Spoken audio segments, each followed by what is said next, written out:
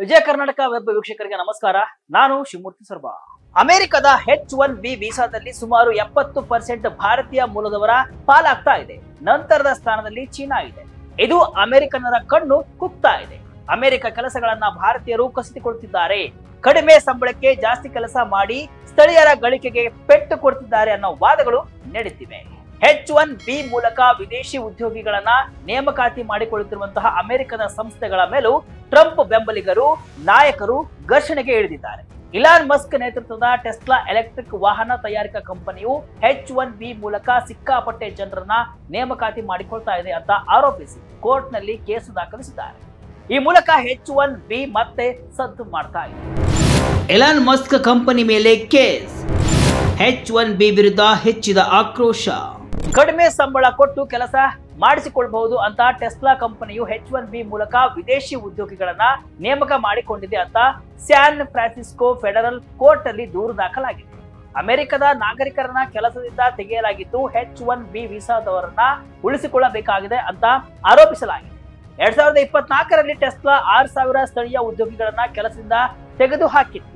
ಅದೇ ಸಮಯದಲ್ಲಿ H1B ಮೂಲಕ 1,355 ಉದ್ಯೋಗಿಗಳನ್ನ ನೇಮಕ ಮಾಡಿಕೊಂಡಿರುವುದಾಗಿ ಸಾಫ್ಟ್ವೇರ್ ಉದ್ಯೋಗಿಯೊಬ್ಬರು ದೂರಿನಲ್ಲಿ ಉಲ್ಲೇಖಿಸಿದ್ದಾರೆ. H1B ವೀಸಾದಿಂದ ಅಮೆರಿಕದ ಕಂಪನಿಗಳು ಬಲಗೊಳ್ಳುತ್ತಿವೆ ಅಂತ ಕಳೆದ ವರ್ಷ ಇಲಾನ್ ಮಸ್ಕ್ ಎಕ್ಸ್ ನಲ್ಲಿ ಹಂಚಿಕೊಂಡಿತ್ತು. ಈಗಿನ ಪರಿಸ್ಥಿತಿಯನ್ನ ನೋಡ್ತಾ ಇದ್ರೆ H1B ವೀಸಾ ಕಾರ್ಯಕ್ರಮವು ಒಂದು ದೊಡ್ಡ ಬದಲಾವಣೆಯ ಅಂಚಿನಲ್ಲಿ ಇರುವಂತೆ ಕಾಣ್ತಾ ಇದೆ. ಇದು ಅಂತಾರಾಷ್ಟ್ರೀಯ ವಿದ್ಯಾರ್ಥಿಗಳು ಹಾಗೂ ವೃತ್ತಿಪರರ ಭವಿಷ್ಯದ ಮೇಲೆ ಬಹಳಷ್ಟು ಪರಿಣಾಮ ಬೀರ್ತಾ ಇದೆ. ಅಮೆರಿಕದ ಕಂಪನಿಗಳು ವಿದೇಶಿ ನುರಿತ ಕೆಲಸಗಾರರು, ತಜ್ಞರು, ವಿಶೇಷವಾಗಿ ತಂತ್ರಜ್ಞಾನ ಸೇರಿದಂತೆ ಇತರ ಕ್ಷೇತ್ರಗಳಲ್ಲಿ ನೇಮಕಾತಿಗಳು H1B ವೀಸಾ ಕಾರ್ಯಕ್ರಮದ ಮೂಲಕ ನಡೀತಾ ಇವೆ. ಅದರಲ್ಲೂ ಪ್ರತಿ ವರ್ಷ 50,000ಕ್ಕೂ ಹೆಚ್ಚು ಭಾರತೀಯರಿಗೆ ಅಮೆರಿಕದಲ್ಲಿ ಕೆಲಸ ಮಾಡಲು ಉದ್ಯೋಗ ಗಿಟ್ಟಿಸಿಕೊಳ್ಳಲು ಇದು ಪ್ರಮುಖ ಮಾರ್ಗವಾಗಿ ಬಳಕೆಯಾಗ್ತಾ ಇದೆ.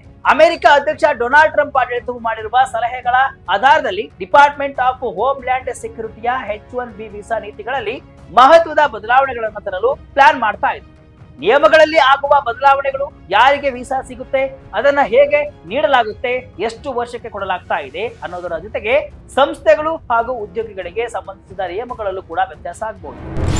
ಯಾವೆಲ್ಲ ನಿಯಮಗಳ ಮೇಲೆ ಕಣ್ಣು? ಹೊಸ ಉದ್ಯೋಗಿಗಳಿಗೆ ಅವಕಾಶ ಕಟ್.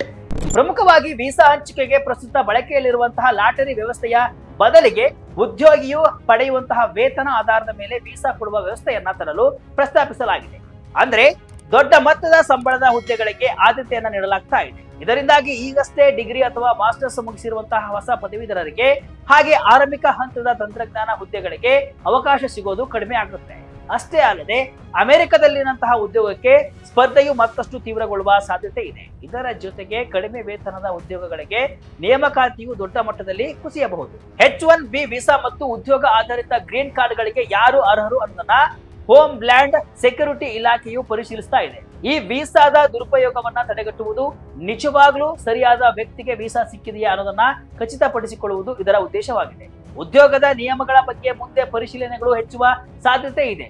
H1B ಕೆಲಸಗಾರರನ್ನ ಕ್ಲೈಂಟ್ ಸೈಟ್ಗಳಿಗೆ ನಿಯೋಜಿಸಿದಾಗ ಕಂಪನಿಯು ವಿವರವಾದ ಅಗ್ರಿಮೆಂಟ್ ಆಗುತ್ತಿರುವ ಪ್ರಾಜೆಕ್ಟ್ ಬಗ್ಗೆ ಸೂಕ್ತ ದಾಖಲೆಗಳು ಹಾಗೂ ವೀಸಾ ಅವಧಿಯಲ್ಲಿ ಹುದ್ದೆಯು ಮುಂದುವರಿಯುವ ಬಗ್ಗೆ ದಾಖಲೆಯನ್ನ ಸಲ್ಲಿಸುವಂತೆ ಕೇಳುವ ಸಾಧ್ಯತೆ ಇದೆ.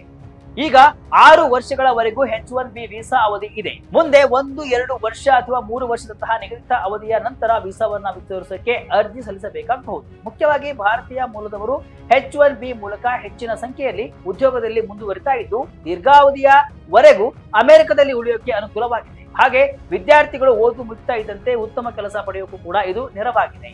ಆದ್ರೆ ಮುಂದೆ ಬದಲಾಗುವ ನಿಯಮಗಳು ಆ ಎಲ್ಲಾ ಅವಕಾಶಗಳಿಗೂ ಕಡಿವಾಣ ಹಾಕಬಹುದು. ಅದಕ್ಕೆ ವಿದ್ಯಾರ್ಥಿಗಳು ಸಿದ್ಧರಾಗಿರ್ಬೇಕಾಗುತ್ತೆ. 2026-27ನೇ ಸಾಲಿನಲ್ಲಿ ನಿಯಮಗಳಲ್ಲಿ ಬದಲಾವಣೆಗಳು ಆಗುವ ಸಾಧ್ಯತೆ ಇದೆ. H1B ಕಾರ್ಯಕ್ರಮದ ಬದಲಾವಣೆಗಳು ಹೊಸ ಅವಕಾಶಗಳು ಹಾಗೂ ಸವಾಲುಗಳನ್ನ ಜೊತೆಯಲ್ಲೇ ತರಲಿವೆ. ಹಾಗಾಗಿ ಅಮೆರಿಕದಲ್ಲಿ ಕೆಲಸ ಪಡೆಯುವ ಕನಸಿನಲ್ಲಿರೋರು ಮುಂಚೆಯೇ ಸೂಕ್ತ ಯೋಜನೆಯನ್ನ ಮಾಡಿಕೊಳ್ಬೇಕು. ಹಾಗೆ H1B ಸಿಗಲಿಲ್ಲ ಅಂತ ಅಂದ್ರೆ ಪ್ಲಾನ್ B ಏನು ಅನ್ನೋದು ಕೂಡ ಗೊತ್ತಿರಬೇಕಾಗುತ್ತೆ. ಇದಿಷ್ಟು ಇವತ್ತಿನ ವಿಶೇಷ.